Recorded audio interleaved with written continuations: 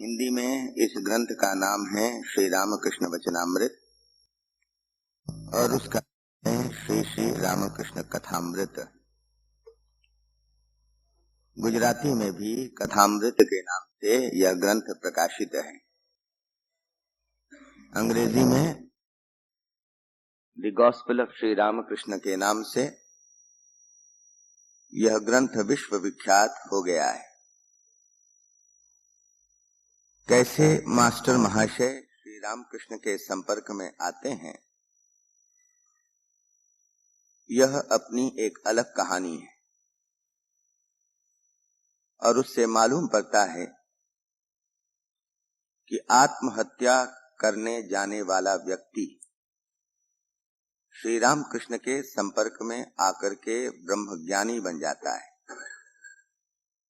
Master महाशय कहा करते थे बाद में, देखूं कोथाय शरीर त्यागेर संकल्प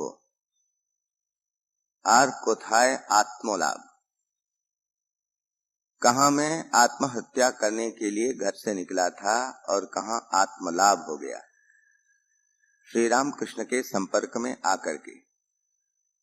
तो जो उपदेश दिए हैं श्री रामकृष्ण देव ने गृहस्थ भक्तों को, वे उपदेश जीव के दुख को दूर करने वाले हैं। मास्टर महाशय अत्यंत दुखी थे पारिवारिक कारणों से और उनका मन करता था कि किसी प्रकार इन झंझटों से मुक्ति मिले। मुक्ति नहीं मिल पाई। 25 फरवरी 1882 की रात वे अकेले ही निकल जाना चाहते हैं घर से। पत्नी मनोभाव ताड़ लेती हैं और कहती हैं कि तुम अकेले क्यों, मैं भी तुम्हारे साथ चलूंगी। निकलते हैं वे वहां से। एक बग्घी मिलती है। बग्घी वाला पूछता है कि आप कहां जाएंगे।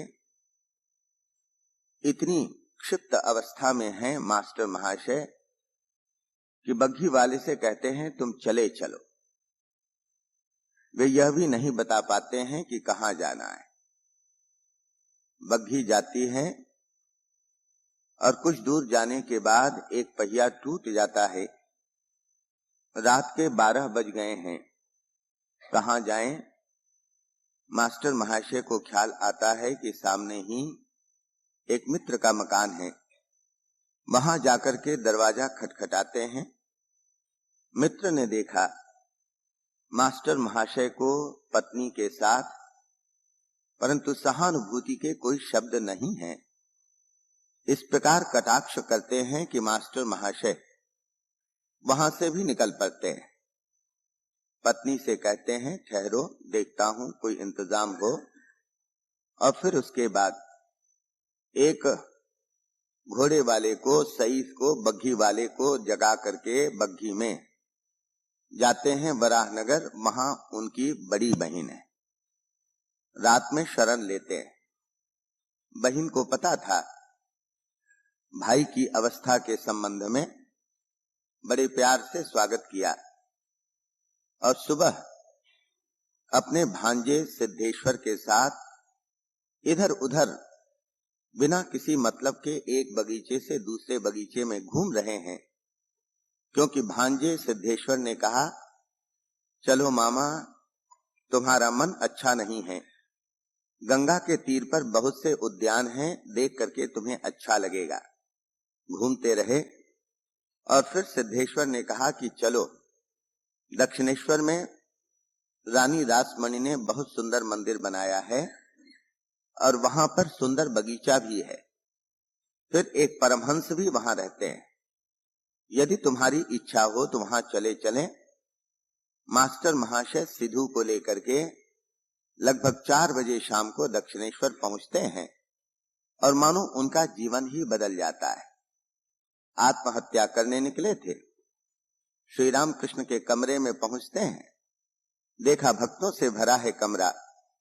रविवार 26 फरवरी 1882 ईस्वी, छुट्टी के दिन बहुत से भक्त लोग आते थे। श्री रामकृष्ण उपदेश प्रदान कर रहे हैं। मास्टर को लगा कि क्या ये ही शुकदेव हैं, अथवा लगा कि क्या ये ही चैतन्य है जो हरि नाम का दान कर रहे हैं, और बस वे मुग्ध हो जाते हैं। और उसके बाद से श्री राम कृष्ण के उपदेशों को संकलित करने वाले ये बनते हैं। यह आप जानते हैं। तो जो वचनामृत है उसके भीतर में गृहस्थ भक्तों को ही उपदेश है। वैसे तो नरेंद्र, राखाल, बलराम, बाबूराम, तारक, ये सब नाम भी मिलेंगे आपको वचनामृत में, जो बाद में सन्यासी बनते हैं। परंतु मुख्यतः जो उपदेश वहां पर दिए गए वे गृहस्थ भक्तों को दिए गए। मास्टर महाशय छुट्टी के दिनों में जा पाते थे श्री राम कृष्ण के पास। छुट्टी के दिन में गृहस्थ भक्तों की भीड़ होती थी और उनको जो वे उपदेश प्रदान करते, उन सब भक्तों के प्रश्नों का उत्तर देते। उन्हीं का संकलन आपको श्री रामकृष्ण वचनामृत या श्री रामकृष्ण कथामृत में प्राप्त होता है। इसलिए जो मुझसे कहा गया कि श्री रामकृष्ण का गृहस्थ भक्तों के लिए क्या उपदेश, उस समय मैं यही कहूंगा कि श्री रामकृष्ण वचनामृत ही उन उपदेशों का संकलन करता है। कुछ मुख्य बातें आपके समक्ष रख दें। मास्टर महाशय अपनी तीसरी मुलाकात में कुछ प्रश्न पूछते हैं। श्री रामकृष्ण उन प्रश्नों का उत्तर देते हैं। जैसे मास्टर ने पूछा कि महाराज संसार में कैसे रहना चाहिए, हमें तो कितनी प्रकार की झंझटें हैं, क्या संसार में रहकर के भगवान को पाया जा सकता है? यह प्रश्न बहुत से भक्तों ने श्री रामकृष्ण से किया था और इन प्रश्नों का जो उत्तर श्री रामकृष्ण ने दिया वह अपने आप में बहुत ही मनोहारी है। क्या ईश्वर मिल सकते हैं? हम तो संसार के विभिन्न कर्मों में, झमेले में फंसे हुए हैं, तो इन सब झमेलों में फंसे हुए क्या भगवान को पाया जा सकता है? श्री राम कृष्ण कहते हैं हाँ। कैसे मिलेंगे? उपाय क्या है? वे कहा करते उपाय है व्याकुलता, व्याकुल होकर के ईश्वर को पुकारना। क्या तुम ईश्वर को चाहते हो? श्री राम कृष्ण का यह प्रश्न रहता था, क्या सचमुच तुम ईश्वर को चाहते हो? यदि ईश्वर को चाहते हो तो ईश्वर मिलेंगे। मुश्किल यह है कि भक्त भले ही कहे कि मैं तुम्हें चाहता हूं, पर वस्तुतः वह ईश्वर को नहीं चाहता।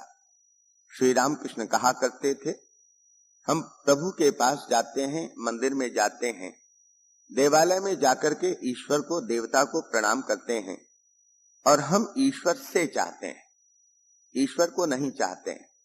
जो ईश्वर को चाहता है ईश्वर अवश्य मिलेंगे। हम भगवान से नाम चाहते हैं, यश चाहते हैं, धन संपदा चाहते हैं, विपत्ति से रक्षा चाहते हैं, पर ईश्वर को कौन चाहता है?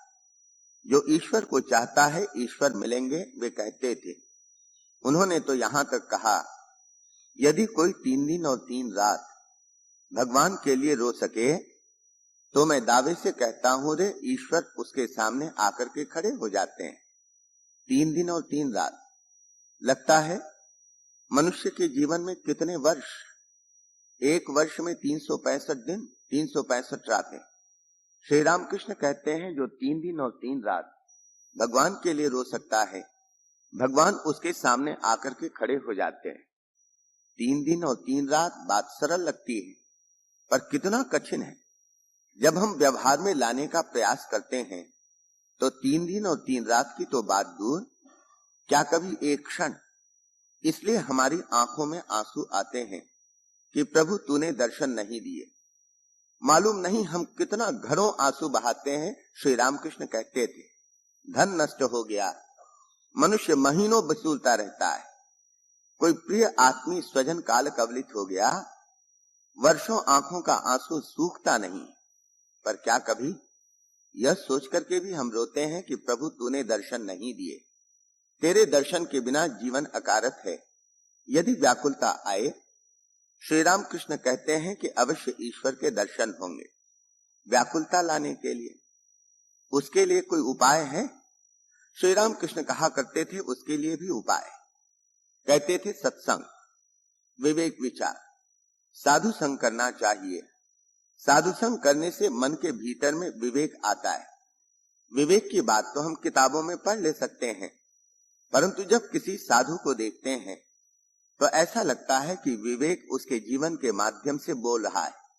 विवेक क्या होता है, वैराग्य क्या होता है, इसकी प्रतीति साधु को देख करके होती है, सत्संग से होती है। इसीलिए आप देखेंगे श्री रामकृष्ण कथामृत में बारंबार सत्संग की महिमा गाई गई है। हमारे धार्मिक शास्त्रों ने भी सत्संग की महिमा गाई है, और इसमें तो कोई दो मत नहीं है कि जब तक सत्संग न हो तब तक भीतर में विवेक विचार पुष्ट नहीं होता है। जैसे तुलसीदास जी से किसी ने पूछा, आपने रामचरितमानस ग्रंथ लिखा, इसका उद्देश्य क्या है? कहते हैं उद्देश्य है श्री राम की प्राप्ति। श्री राम किससे मिलते हैं? क्या ज्ञान से मिलते हैं? जप तप करने से मिलते हैं? कहते हैं नहीं, वे मिलते हैं अनुराग से। मिलहि न रघुपति बिनु अनुरागा, किए जोग तप ज्ञान विरागा। अच्छा, तो अनुराग लाने के लिए क्या करना चाहिए? कहते हैं मोह और भ्रम है जीव के अंतःकरण में, जिसके कारण अनुराग पैदा होता नहीं है। तो मोह और भ्रम को भगाओ तब अनुराग आए। अच्छा, तो मोह और भ्रम को कैसे भगाएं? गोस्वामी जी कहते हैं विवेक लाओ, होई विवेक मोह भ्रम भागा, तब रघुनाथ चरण अनुरागा।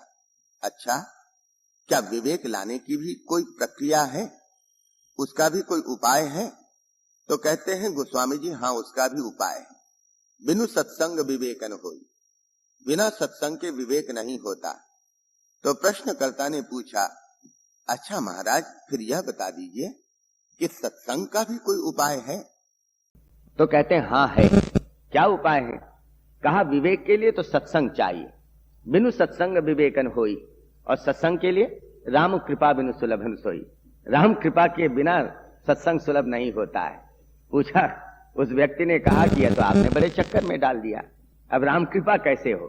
तो यह जो राम कृपा की बात है, तो राम कृपा की बात हम देखते हैं वचनामृत में स्थान स्थान पर। ईश्वर की कृपा कैसे होती? विश्वास। यदि जीव का विश्वास रहा कि प्रभु मंगल करने वाले हैं, तुम ही मेरे एकमात्र आश्रय हो, ऐसा यदि विश्वास ही हमारे भीतर में बना, जैसे गोस्वामी जी कहते हैं, बिनु विश्वास भगति नहीं, तेहि बिनु द्रवहि न राम, राम कृपा बिनु सपने हूं जीवन लह विश्राम। बिना विश्वास के भक्ति होती नहीं, बिना भक्ति के श्री राम द्रवित होते नहीं, और बिना द्रवण के श्री राम की कृपा होती नहीं। तो जीव का जो कर्तव्य है या पुरुषार्थ है, वह है विश्वास। और इस विश्वास को श्री रामकृष्ण कथामृत में जगह जगह हम ध्वनित पाते हैं। कम से कम हमारे जीवन में इतना विश्वास तो आए। जीव का पुरुषार्थ क्या है? ईश्वर की कृपा पाने के लिए श्री रामकृष्ण कहते हैं विश्वास तो लाओ, और फिर उसको वे ध्वनित कर देते हैं, समझा देते हैं। जैसे मन में प्रश्न उठता है कि भगवान की कृपा अथवा पुरुषार्थ, हमारे मन में हरदम संशय बना रहता है। इन सब बातों को सुनकर के पढ़ करके लगता है कि पुरुषार्थ बलियसी अथवा भगवान की कृपा बलियसी। जीवन में कौन सा बलवान है? ईश्वर की कृपा से सब कुछ होता है अथवा मनुष्य के पुरुषार्थ करने से होता है? यह भी प्रश्न श्री रामकृष्ण के पास रखा गया और उन्होंने उत्तर दे दिया। उत्तर में क्या देते हैं? जैसे उन्होंने कहा कि देखो रे, गंगा के वक्ष पर ये नौकाएं हैं। अब यह जो हवा है जो गंगा के वक्ष पर से बह रही है, क्या उसमें पक्षपात है? वह किसी नौका पर कम और दूसरी नौका पर ज्यादा लगती है? भक्तों ने कहा नहीं, उसके मन में पक्षपात नहीं, सभी नौकाओं पर वह समान रूप से लगती है। अच्छा, किसी नौका वाले ने पाल तान दिया, तब फिर उसमें हवा कैसी लगेगी? भक्त ने कहा महाराज, जो नौका वाला पाल तान दे, स्वाभाविक ही उसमें हवा ज्यादा लगेगी और उस नौके की गति दूसरे नौके की गति की अपेक्षा तेज हो जाएगी।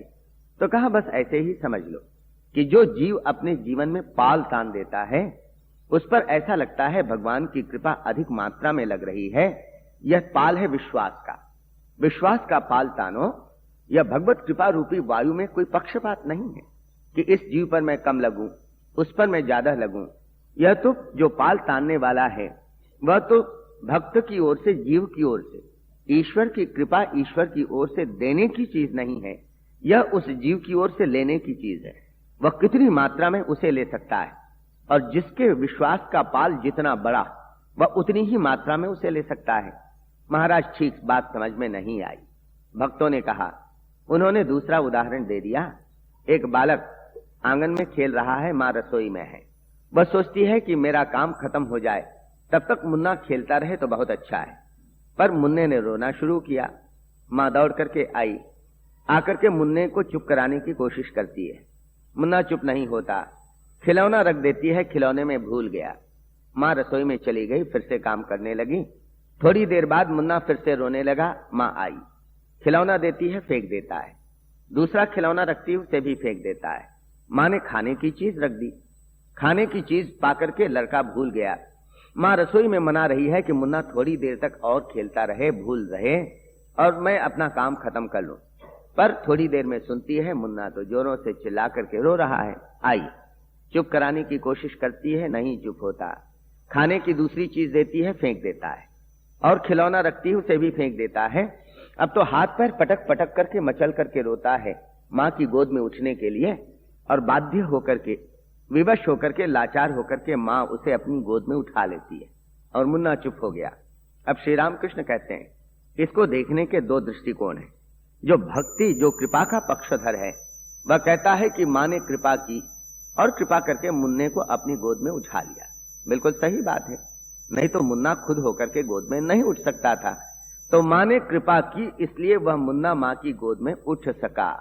जो पुरुषार्थ का पक्षधर है वह कहता है, सुनो, तुम्हारी बात तो मैंने सुन ली, मैं तो कहता हूं यह मुन्ना अपने पुरुषार्थ से मां की गोद में पहुंचा है। कैसे? पहली बार जब खिलौने में भूल गया तब तो मां ने नहीं उठाया। दूसरी बार जब वह खाने की चीज में भूल गया तब भी मां ने नहीं उठाया। पर तीसरी बार जब किसी में नहीं भूलता, उसको केवल मां की गोद चाहिए, तब विवश होकर के, बाध्य होकर के मां उठाती है। वह मुन्ना मां को विवश कर देता है, बाध्य कर देता है गोद में उठाने के लिए। तो हम तो कहेंगे कि वह पुरुषार्थ के बल पर मां की गोद में पहुंचा है। श्री रामकृष्ण कहते हैं ये दृष्टिकोण है। तो जो विश्वास है वही बच्चे का पुरुषार्थ। बच्चा जानता है कि मैं अगर रोऊंगा, किसी भी चीज में भूलूंगा नहीं, तो मां को मुझे गोद में उठाना ही पड़ेगा। यह जो विश्वास है, यही विश्वास ही उसका पुरुषार्थ है। तो जीव का पुरुषार्थ क्या है? यही उसका विश्वास कि प्रभु तुम करुणामय हो। जब तक मैं संसार में भूला हुआ हूं, ठीक है, पर जिस समय संसार की चीजें मुझे अलोनी लगेंगी और केवल तुम ही मेरे सामने प्रतिभात होगे, देखता हूं कि तुम कैसे आओगे नहीं, यह भाव। तो ईश्वर को पाने के लिए इस प्रकार का विश्वास हमारे जीवन में चाहिए। श्री रामकृष्ण कहते थे, दुनिया का काम करो। कैसे काम करो? एक हाथ से तो दुनिया का काम करो और दूसरे हाथ को भगवान के चरणों में लगा करके रखो। इससे धीरे धीरे प्रेम पनकेगा। अब इसका मतलब क्या है? और वे कहा करते थे, जब दुनिया का काम खत्म हो जाए तो दूसरे हाथ को भी भगवान के चरणों में लगा दो। यह बहुत सरल उपदेश। मतलब यह है कि ईश्वर के साथ हमारा जो संबंध है वह संबंध स्मरण के रूप में जुड़ा रहे, स्मरण का तंतु बना रहे। यह संभव है। कितने उदाहरण वे देते थे। मादा कछुआ अंडा देती है पर उसका मन हरदम अपने अंडे के पास रहता है। जैसे पनिहारिने, आपने देखा होगा, जाती हैं कुआं पर और वहां पर घड़े पानी भर करके एक साथ 3-4 घड़ों को सिर पर लेकर के लौटती हैं, आपस में बतियाती हैं, आपस में छेड़खानी भी करती हैं, मजाक भी करती हैं, बोलती भी जाती हैं, हंसती भी जाती हैं, पर मन का एक भाग वहां पर है संतुलन पर कि घड़े गिर न जाएं, फूट न जाएं। तो श्री रामकृष्ण कितने प्रकार से ऐसे उदाहरण देते हैं। दांत की पीड़ा का उदाहरण देते हैं कि देखो दांत में पीड़ा होती है, दुनिया का काम बंद तो नहीं होता, मन का एक भाग दांत में पड़ा रहता है, पर दुनिया के काम काज चलते रहते हैं। यह भी उदाहरण। इसी प्रकार मन का एक भाग ईश्वर में लगा करके रखना चाहिए, यह उनका कथन है। उनका दूसरा एक उदाहरण, शायद आपने ढेकीशाला न देखी हो, पर बंगाल में या जहां पर भी धान पैदा होता है वहां पर पहले ढेकी हुआ करती थी। आजकल तो ये सब ढेकियां चली जा रही हैं, नष्ट हो जा रही हैं। आजकल छोटी छोटी मिलें आ रही हैं। तो वह ढेकीशाला, अब गांव का मकान, सामने में बरामदा, एक तरफ उसमें ढेकी और दूसरी तरफ छोटी सी दुकान। घर का मालिक कहीं बाहर गया है, गृहिणी वहां पर ढेकी के पास बैठी है, मूसल के द्वारा धान को कूटा जा रहा है, दाहिने हाथ से धान को पलटाती जा रही है। उसकी गोद में छोटा बच्चा उसको दूध पिला रही है, बाएं हाथ से उसका सिर पकड़ करके। ग्राहकों से बातें भी कर रही हैं। दूसरा बच्चा वहां पर दुकान में बैठा है, कहती है इतना उसको तौलो, उतना उसको तौलो। किसी ग्राहक के पास शायद उधारी है, कहती है तुम्हारी तो इतनी उधारी है पहले की, पहले पैसा दे जाओ। माने सब कर रही है, इधर धान भी पलट रही है, उधर ग्राहक से भी बात कर रही है, उधर दुकान में जो लड़का बैठा है उससे भी बात कर रही है, उसको भी निर्देश दे रही है, इधर छोटा बच्चा रोता है तो उसको भी पकड़ करके दूध पिला रही है। यह सब तो कर रही है, पर उसका मन प्रमुख रूप से कहां है? श्री रामकृष्ण कहते हैं उसके दाहिने हाथ में, कि वह जो मूसल है धान के साथ साथ उसके हाथ को न कूट दे, इसका ख्याल वह रखती है। और यह सब करती हुई सारे काम उसके हो रहे हैं। ठीक इसी प्रकार मन का एक अंश भगवान में लगा दो तो देखोगे यह सारा संसार जो झंझट का मालूम पड़ता है, धीरे धीरे देखोगे जब प्रभु इसके भीतर में आकर के बस जाएंगे तो यही संसार हमें फिर अलोना नहीं लगेगा, क्योंकि ईश्वर का संसार हो जाएगा। मास्टर महाशय को यही तो समझाया। जब कहा, मास्टर से पूछा कि बोलो जी, ठीक है, पहले तो पूछते हैं आपने पढ़ा होगा, बहुत मजेदार भाग है। मास्टर से पूछा था, अच्छा तुम्हारा क्या विवाह हो गया है? तो मास्टर महाशय ने कहा जी हाँ। वैसे तो उनकी उम्र ज्यादा नहीं थी मास्टर महाशय की, वे 26-27 साल के थे। और जब शादी हो गई यह सुना, जोरों से चिल्ला करके अपने भतीजे रामलाल को पुकार करके कहते हैं, अरे रामलाल, इसकी तो शादी हो गई है। तो मास्टर महाशय को लगा कि मैंने क्या अपराध किया है, शादी तो सभी करते हैं। तो फिर श्री रामकृष्ण ने पूछा, अच्छा तुम्हारे लड़के बच्चे भी हैं? अब तो सहम गए मास्टर महाशय। क्या बोले? सहम करके डरते डरते कहा, जी हाँ, लड़के बच्चे भी हुए हैं। अरे रामलाल, इसके लड़के बच्चे भी हो गए हैं। माने यह भी कोई एक ऐसी बात हो। परंतु श्री रामकृष्ण कहते हैं बाद में देखा कि मास्टर महाशय सहम गए हैं, कहा कोई बात नहीं, कोई बात नहीं, संसार में हो कोई बात नहीं। अच्छा बताओ तो तुम्हारी पत्नी कैसी है? जी वैसे तो सब ठीक है, पर कुछ अज्ञान है और तुम ज्ञानी हो। यह श्री रामकृष्ण का कथन था कि बाद में मास्टर महाशय ने जाना कि भगवान को जानने का नाम है ज्ञान और बाकी सब अज्ञान है। फिर वहां जो उपदेश देते हैं, कहते हैं इसमें क्या हुआ, ठीक है तुम्हारा विवाह हुआ है, संसार में रहो।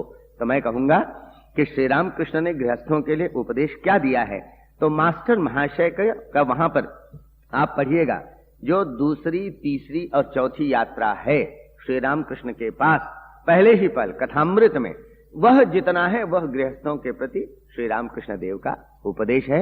यही मैं कहूंगा, उसमें आपको सब समस्याओं का समाधान मिलेगा। मास्टर महाशय के भीतर में तरह तरह के संशय थे और वे सारे संशय दूर कर देते हैं श्री रामकृष्ण देव, और यह बताते हैं कि संसार में रहते हुए हम किस प्रकार ईश्वर की ओर आगे जा सकते हैं, संसार का कर्म भी निपटा सकते हैं। वे तो वहां पर यह भी कहते हैं दुनिया में कितने प्रकार के दुष्ट लोग होते हैं, तो दुष्ट लोग होते हैं तो उनसे किस प्रकार से निपटना चाहिए। माने सभी व्यावहारिक बातें हैं कि ठीक है ईश्वर सबके भीतर में समाये हुए हैं, इसका मतलब सब में हम ईश्वर को देखें।